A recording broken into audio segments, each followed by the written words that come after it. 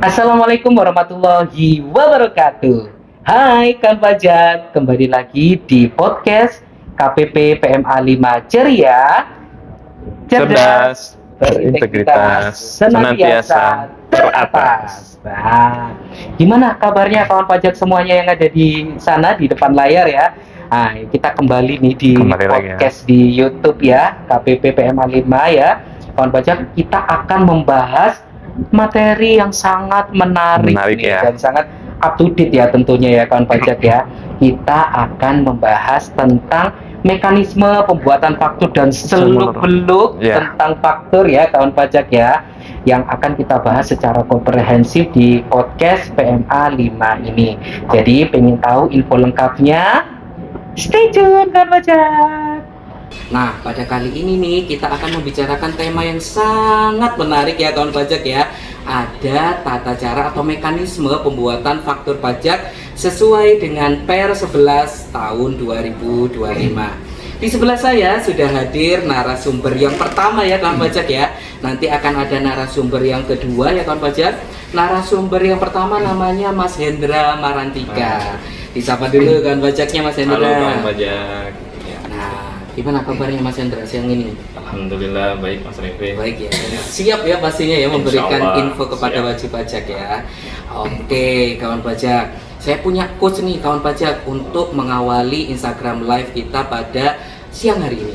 Jadi gini kawan pajak, rahasia perubahan adalah memfokuskan semua energimu bukan untuk melawan yang lama, tapi untuk membangun yang baru. Itu quotes-nya dari Socrates ya kawan pajak ya Mas Hendra.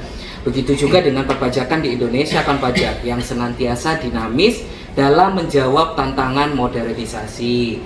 Pada tanggal 22 Mei 2025 ini ya, Direktorat Jenderal Pajak telah meluncurkan Per 11 tahun 2025 tentang ketentuan pelaporan PPh, PPN, PPNBM, dan Bea Materai dalam rangka pelaksanaan sistem inti administrasi perpajakan atau yang kita sudah kenal dengan Kortex ya Mas Hendra ya, sebagai aturan pelaksanaan dari PMK 81 tahun 2024. Nah, jadi kita akan bahas secara lengkap nih ya Mas Hendra Benar ya. Mas Revi, insyaallah. Tentunya kawan pajak kalau misalnya nanti ingin berinteraksi atau pengen komen-komen boleh ya kawan pajak ya.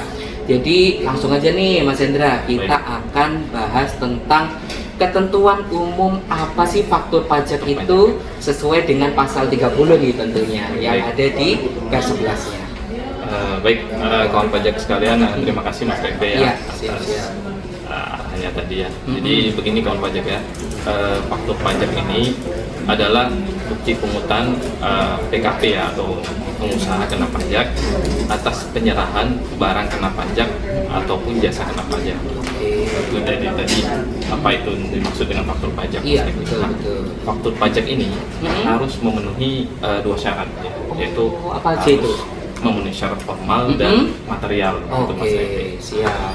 Jadi ada dua syarat tadi, formal dan material, dan faktur pajak ini juga harus mencantumkan keterangan tentang penyerahan tersebut. Jadi ada keterangannya tentang penyerahan apa.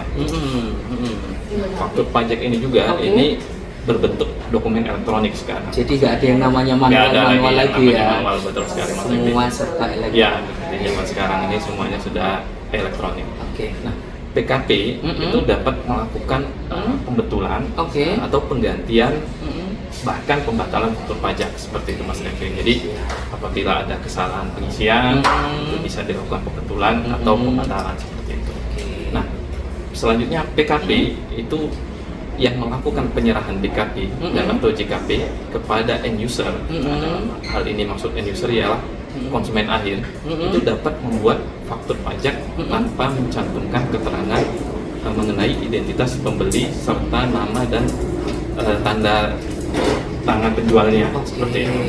Siap. Jadi khusus untuk PKP yang melakukan penyerahan ke End ya, user, oke. konsumen akhir, seperti Biasanya yang eceran-eceran ya, gitu ya. betul sekali, itu yang eceran seperti itu. Nah, faktur pajak ini itu secara umum wajib dilaporkan dalam SPT Masyarakat. Itu mutlak ya? Mutlak. Nggak boleh nggak ya? Ya, jadi kalau udah buat ya wajib dilapori. Wajib dilapori. Nah, seperti itu. Siap. Nah, apabila terdapat keadaan kahar, maka faktur pajak dapat dibuat dalam bentuk formulir kertas ya, manual. Itu cuma hanya dalam keadaan kahar ya. Seperti itu Mas Revi. Oke, siap. Berarti artinya kalau misalnya suasananya atau kondisinya sedang kondusif, ya nggak boleh pakai manual gitu. Tidak boleh, jadi tetap berlaku dokumennya elektronik. Seperti itu Mas Revi. Siap. Nah, ini abis ini kita akan membahas tentang setelah kita bahas tentang ketentuan umumnya gitu ya kawan pajak ya. Habis ini kita akan membahas tentang saat pembuatan fakturnya ya kawan pajak ya. Boleh dijelaskan dong Mas Hendra, kapan sih kita harus membuat faktur pajaknya gitu. Baik, kan? Mungkin begini ya, tadi kita udah bahas tadi Mas Revi ya, bahwa mengenai ketentuan umum faktur pajak. Nah, sekarang kita bahas kapan sih kita buat faktur pajak itu. Oke. Nah, ada kurang lebih ada 5 ya Mas Ada Revi. 5. Oke, kita bahas satu Faktur persatu. pajak. Nah, Siap. yang pertama yaitu saat penyerahan barang kena pajak dan atau jasa kena pajak. Oke, Itu yang pertama. Yang kedua, saat diterimanya pembayaran. Oke. Dalam hal Siap. penerimaan pembayaran tadi terjadi sebelum penyerahan BKP dan JKP tersebut ya. Oke. Sebelum Siap. nomor 1 tadi ya. Ah. Yang ketiga yaitu Yang ketiga, saat penerimaan pembayaran termin, dalam hal pembayarannya ini dilakukan sesuai tahapan pekerjaan. oke, berarti kayak ada beberapa periode Betul. pembayaran gitu ya Ada Mas Hendra. proyek ya, termennya seperti itu. Nah, yang keempat, keempat itu saat ekspor BKP berwujud. Oke. Ekspor BKP tidak berwujud dan atau ekspor JKP seperti itu. Berarti ekspor JKP juga termasuk di situ ya? Ya, menjadi saat pembuatan faktur. Saat pembuatan faktur. Dan yang terakhir yang Dan nomor terakhir 5? yaitu saat lainnya yang diatur dengan ketentuan seperti itu Mas Revi. Oke, siap. Udah jelas untuk saat pembuatan faktur pajaknya kapan ya kawan pajak ya. Terus dalam hal apa nih faktur pajak bisa dibuat Mas Hendra? Nah, ini dalam hal apa aja nih kawan pajak ya? Faktur pajak itu bisa dibuat ini PKP wajib, dalam hal ini kita garis bawahi, PKP wajib membuat faktur pajak untuk setiap penyerahan BKP ya. Yang barang kena pajak dulu, betul, kena pajak, penyerahan jasa kena pajak, jasa kena pajak, ekspornya, ekspor, BKP berwujud. BKP berwujudnya, ekspor BKP tidak berwujud, tentunya ya BKP yang tidak berwujud. dan ekspor jasa kena pajak. Oke, Seperti itu. siap. Jadi itu sudah lengkap di diatur Di dalam Undang-Undang Undang-Undang PPN ya. betul sekali. Jadi untuk lengkapnya nanti kawan pajak juga bisa mengulik di Undang-Undang PPN-nya ya. Betul sekali. Nah, kita lanjut nih kawan pajak. Kita akan bahas tentang, kemarin udah ada yang nanya juga Mas Hendra, gitu, Mas. tentang faktur pajak gabungan. Nah, kebetulan di PS 11 tahun 2025 ini di pasal 32-nya juga diatur ya Mas Dibahas, Hendra ya. ya. Betul sekali. Oke, boleh dong di spill nih ke kawan pajak tentang faktur pajak gabungan, ketentuannya seperti apa. Baik, Mas Revi. Jadi begini kawan pajak ya. Ada di pasal 32 itu mengenai klausul faktur pajak gabungan. Oke. Jadi dikecualikan dari ketentuan pasal 31 ayat 1. Jadi PKP dapat membuat satu faktur pajak yang meliputi seluruh penyerahan BKP dan atau JKP yang dilakukan kepada pembeli BKP dan atau penerima JKP yang sama selama 1 bulan kalender. Jadi sederhananya tadi korelasinya pada saat pembuatan faktur pajak dilakukan pada saat penyerahan. Nah, ini ada keringanan, wajib pajak dapat membuat gabungan faktur pajak fakturnya asalkan pembelinya sama seperti pembelinya sama dan terus masa pajaknya sama. masa pajaknya juga sama. Betul sekali. Oke. Jangan sampai ketuker ya kalau Ya. pajak ya. Jangan sampai lintas masa gitu ya. Masa. Nggak boleh Nggak digabung. boleh. Jadi ada dua unsur syaratnya, yaitu pembelinya sama dan dalam masa pajak yang sama. Seperti itu. Oke. Nah, faktur pajak ini dinamakan faktur pajak gabungan tadi. Gabungan tentunya. Gabungan. Nah, dibuat paling lambat pada akhir bulan penyerahan BKP tersebut, Mas Riki. Oh, dikumpulin dulu. Iya, dikumpulin dulu. ceritanya. Betul sekali. Jadi Pas akhir paling baru akhir dibikin, digabung. digabung dari awal sampai penyerahan terakhirnya di akhir bulan tersebut. Siap. Oke. Nah, dalam hal terdapat pembayaran sebagian atau seluruhnya Oke. sebelum penyerahan barang tersebut atau JKP tersebut, maka faktur pajaknya tetap dibuat paling lambat akhir bulan penyerahannya. BKP atau JKP-nya ya. JKP-nya seperti itu. Kalau lebih dari itu? Kalau lebih dari itu ya nanti nggak bisa dia. Nggak bisa terlambat. digabung. Iya, Nggak bisa. Fakturnya juga nggak benar. Nggak gitu. benar. Oke, siap. Dalam hal dilakukan penyerahan BKP dan atau JKP, wajib dibuat faktur pajak dan digunakan lebih dari satu kode transaksi. BKP dapat membuat faktur pajak hanya dengan kode transaksi yang sama. Tiap kode-kode transaksi. Berarti kalau digabung ya kodenya otomatis harus sama, ya? Sama, betul sekali. Jadi tadi beda-beda. selain bulan sama, pembelinya yang sama dan kodenya harus sama. Jadi kalau 01, 10 semua, atau 04 ya sekarang ya Mas Ribin, 04 semua, atau kalau 07, 07 semua. Tapi 07 kayaknya sepertinya nggak bisa gabungan. Oh gitu. Siap. Oke. Jadi sudah dibahas tentang faktur pajak gabungan ya, Iya, Mas betul. ya. Nah, itu berarti kan sudah jelas tadi ya sudah disebutkan semua syaratnya kapan seorang PKP ini boleh membuat faktur pajak gabungan tadi ya syaratnya ya. Nah, kita akan melangkah ke case yang selanjutnya nih Mas Hendra nih. Sesuai dengan pasal 33 nih sekarang ya. Tentang keterangan apa aja sih yang harus dicantumkan dalam sebuah faktur pajak itu. Ya. Oke. Boleh Mas. Begini kawan pajak, keterangan yang harus dicantumkan dalam faktur pajak sebagaimana di pasal 33 itu menyebutkan bahwa keterangan yang harus dicantumkan dalam faktur pajak paling sedikit memuat yaitu nama, alamat dan NPWP yang menyerahkan ya. Pada ini penjualnya ya, baik BKP atau JKP. Itu yang pertama. Yang kedua, identitas pembelinya tentunya ya, siapa yang beli ya, wajib itu ya. Meliputi nama, alamat dan NPWP itu bagi wajib pajak dalam negeri ya. Baik instansi pemerintah ataupun badan. Atau nama dan alamat dan NPWP atau NIK bagi orang pribadi. Ya, kalau dia udah pakai NIK ya, orang pribadi dia pakai NIK ya. Iya, siap. Nah, untuk ada lagi bagi wajib pajak luar negeri, SPLN itu nama, alamat dan menggunakan nomor paspor. Nomor paspor. Betul sekali untuk yang luar negeri. Dan bagi subjek pajak luar negeri selain orang pribadi ya cukup nama dan alamat saja. Seperti itu. Identitas ini tentunya harus jelas ya Mas Hendra. Betul.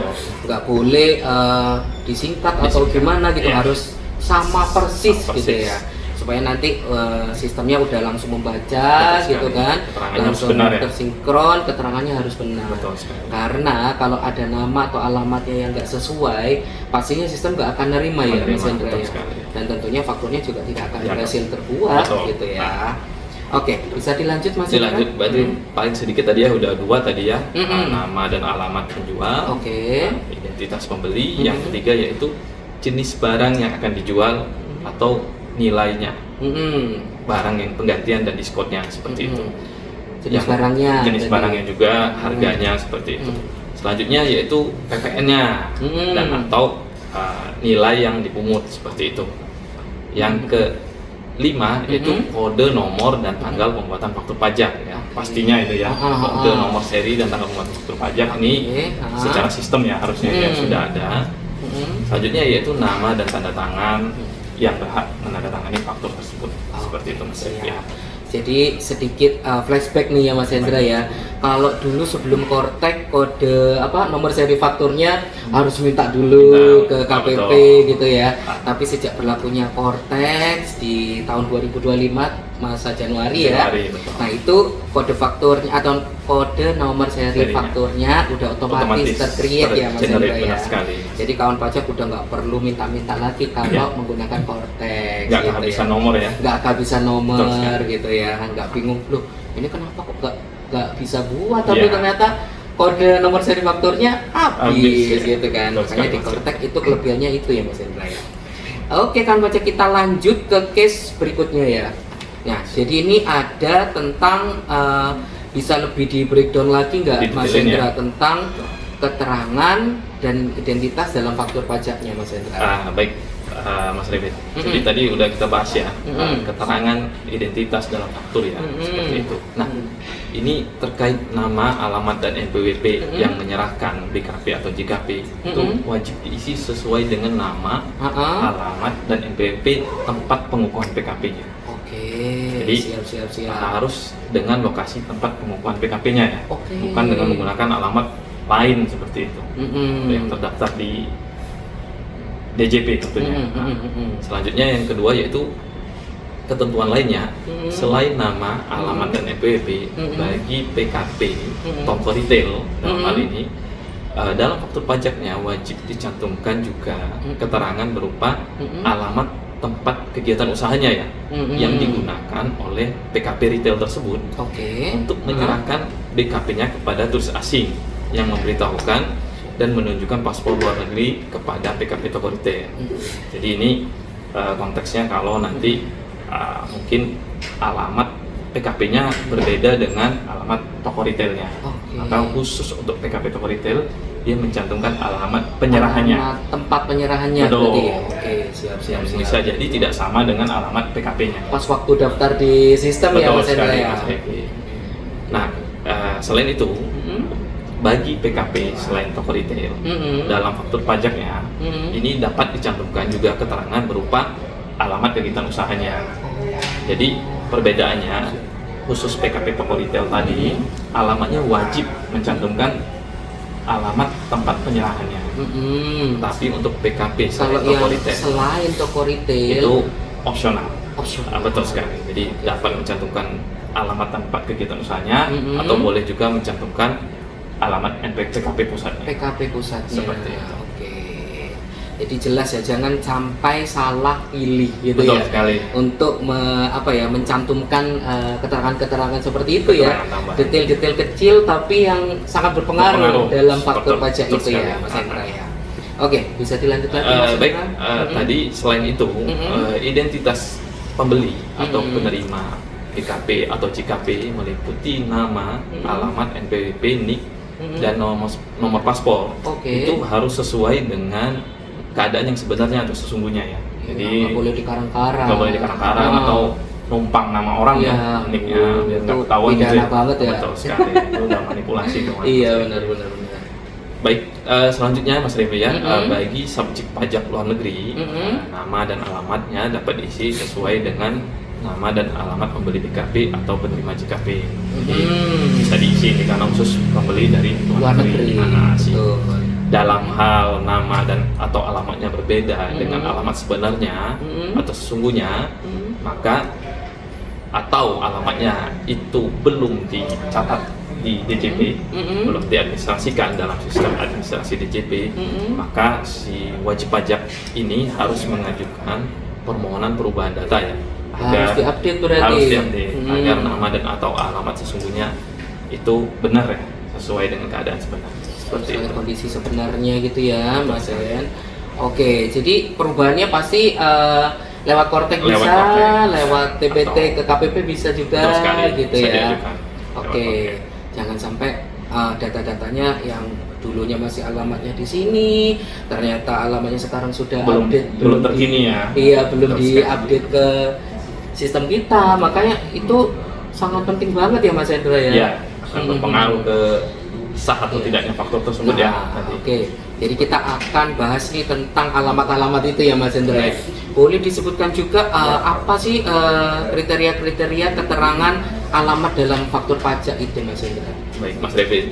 Jadi kita tadi udah bahas ya di pertama tadi tentang nama dan alamat. Nah, sekarang kita bahas detailnya tentang alamatnya ya. Dalam hal penyerahan BKP atau JKP seperti ini kawan pajaknya dilakukan kepada pembeli BKP dan atau penerima JKP dengan kondisi pertama, ini ada beberapa kondisi ya Mas Revi. Yang pertama, kondisi pertama, jika BKP atau tempat kegiatan usaha yang berada di kawasan tertentu ya. Oke. Jadi di kawasan tertentu yang mendapat fasilitas PPN atau PPN dan PPNBM yang tidak dipungut Oke.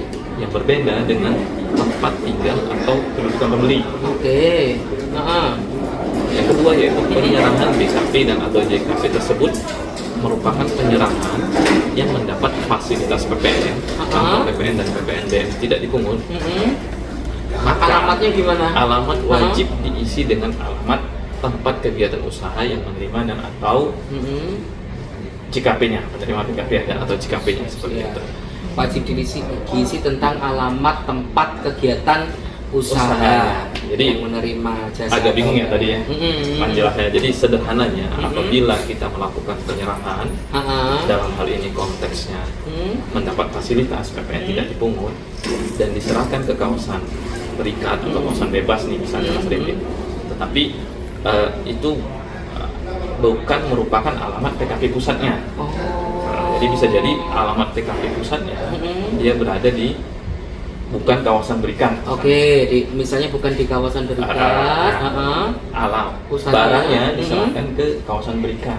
Alamatnya berbeda dengan alamat pusatnya, maka yang dipakai. yang dipakai ya alamat kawasan tertentu tersebut. Oke. Seperti itu. Jadi jangan disamakan dengan Transaksi alamat biasa. PKP pusatnya. Iya, ya. iya. Seperti itu.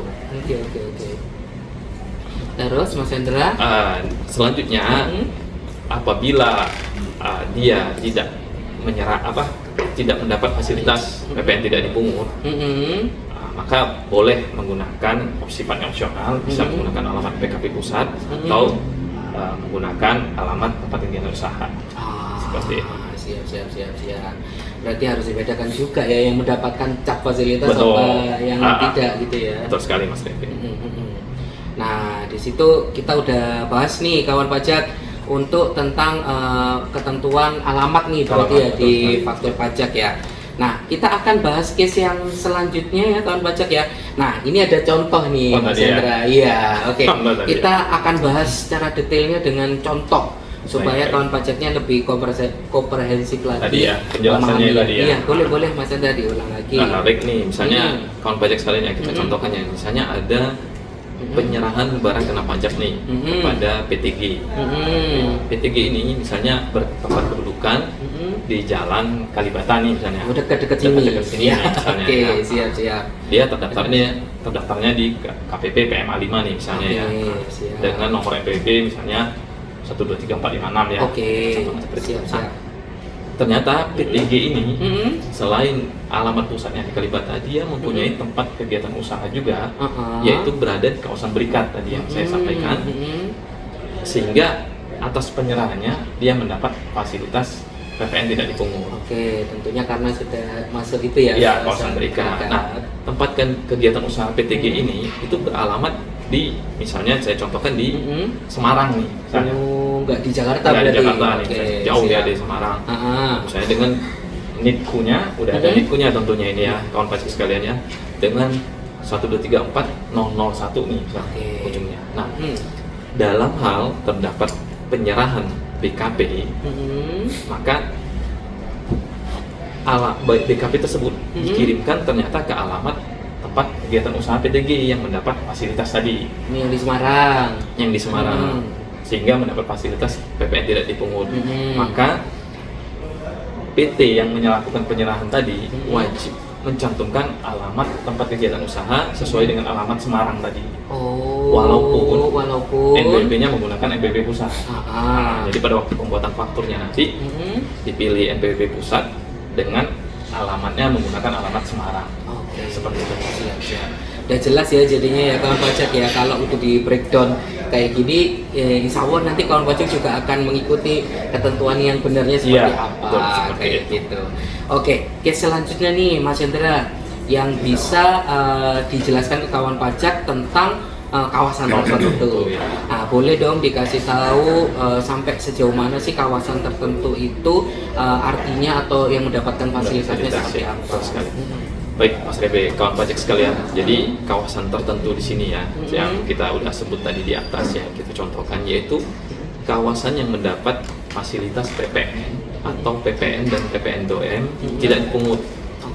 Yaitu kawasan tertentu atau tempat tertentu sebagaimana diatur dalam ketentuan mengenai tempat penimbunan berikat ya. Itu yang pertama. Penimbunan berikat. Yang kedua, mengenai penyelenggaraan kawasan ekonomi khusus ya, KEK. betul. Yang ketiga yaitu ketentuan mengenai kawasan perdagangan bebas dan pelabuhan bebas ya. Ini kawasan bebas ya.